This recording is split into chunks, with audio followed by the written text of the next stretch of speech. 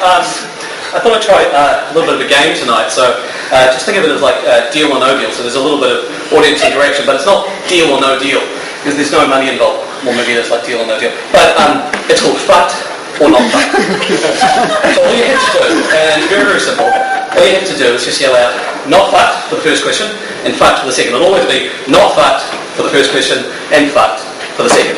Very, very simple. You really can't get it wrong.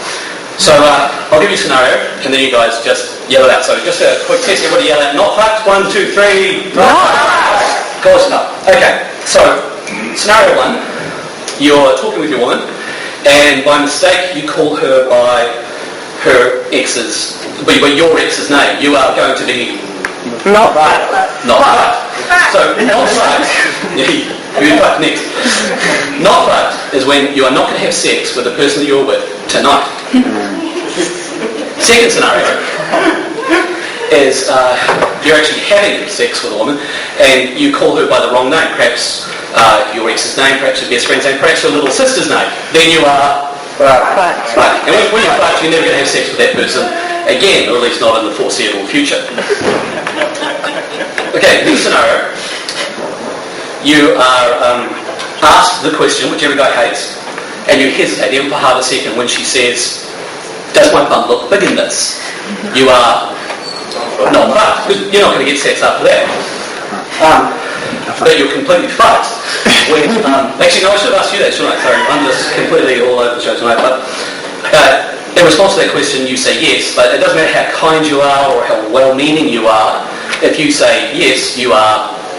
Yeah, that's where you guys do your bit, which I completely stuffed up. Yeah, you're completely fucked if you suggest for even a second that it's not actually the clothes that make her ass look good, it's the actual size of it. But at that point, you're probably beyond help. Now, ladies, just the ladies in the audience, we've just got a question for just the ladies to answer. You're with a guy for the first time and he gets naked and erect in front of you, and he rather foolishly says, is this the biggest one you've seen, or what? And contained within your answer, use the words, well, size doesn't matter anyway. You are... No, that's completely wrong. That's a trick question, because men never turn down sex. We never do. We might have our feelings hurt. We might damage our self-esteem.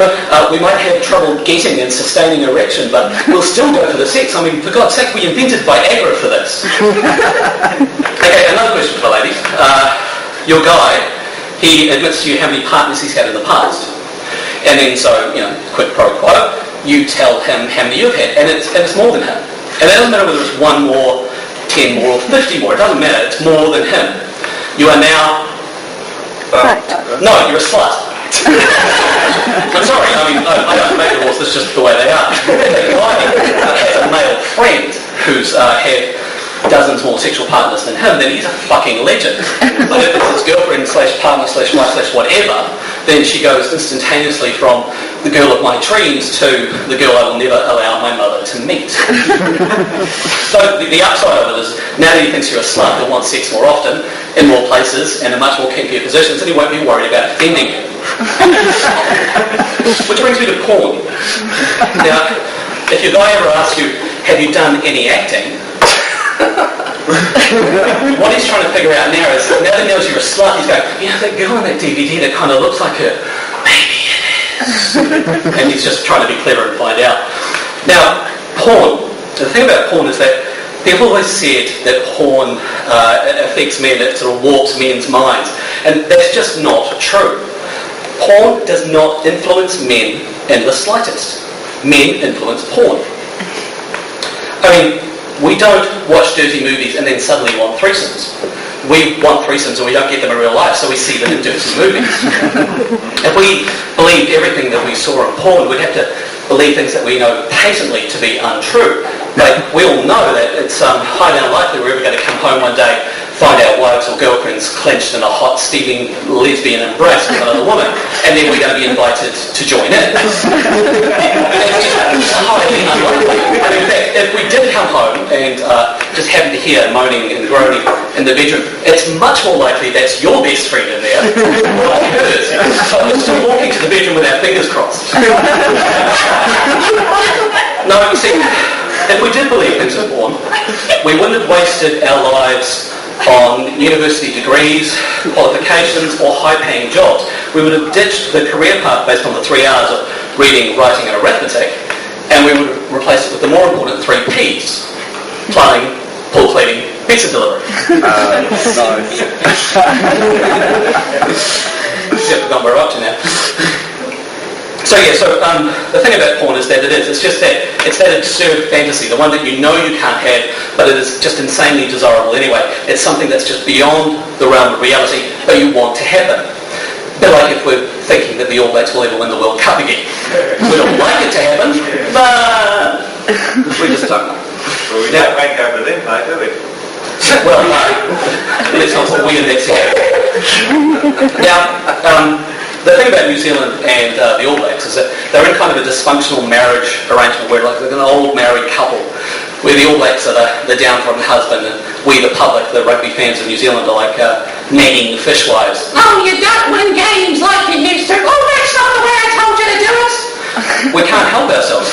If you look at Graham Henry next time he's in a press conference, it doesn't even matter if we've won or we're lost. He pretty much says the same things. We made some mistakes, we'll learn from it, and we'll do it better next time. And you can just kind of imagine him going, yes, dear, whatever you say, dear, I'll do it your way next time, dear. And he's thinking in the back of his mind that the only way out now is ritual suicide. And of course, if we don't win the World Cup, half of New Zealand will be lining up to give him the knife. Speaking of suicide, that apparently tickled somebody's funny bone, but Islamic suicide bombers. Whoever came up with the reward system for this, I think, seriously needs to rethink it. If you blow yourself up for the cause, you get to spend eternity in heaven with 72 virgins. Really, 72 virgins. 72 pure, innocent, gorgeous women who don't know how to fuck. I mean, if you think about that fumbling, sort of awkward, frankly disappointing first time, and then multiply that by 72, it's not much of a reward. And even if, for argument's sake, deflowering is your thing, what do you do on day 73 of eternity? I mean, even if magically in this heaven, because it's heaven, you de-virginise a woman, she is magically re-virginised.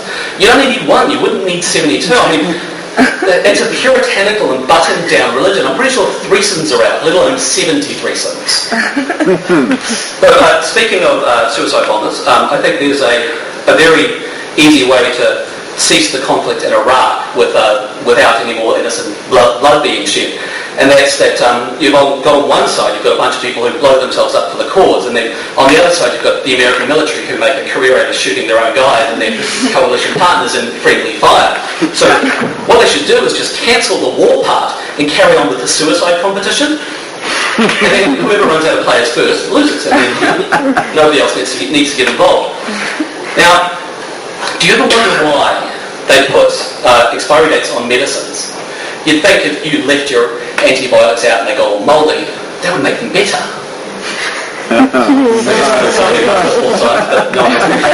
That's fine. So I'm thinking that this is probably a really good convenience product. You should take some morning after contraceptive pills, get them damp, leave them out somewhere, get some nice penicillin mould growing on it, and then you market them as anti-pregnancy medication and anti-VD medication. Okay, one last round of fucked or not fucked. You're about to have sex with a girl and you bring out these convenience medications and you offer them to her. You are not fucked. Or fucked, you just take your choice, either one. Thank you very much.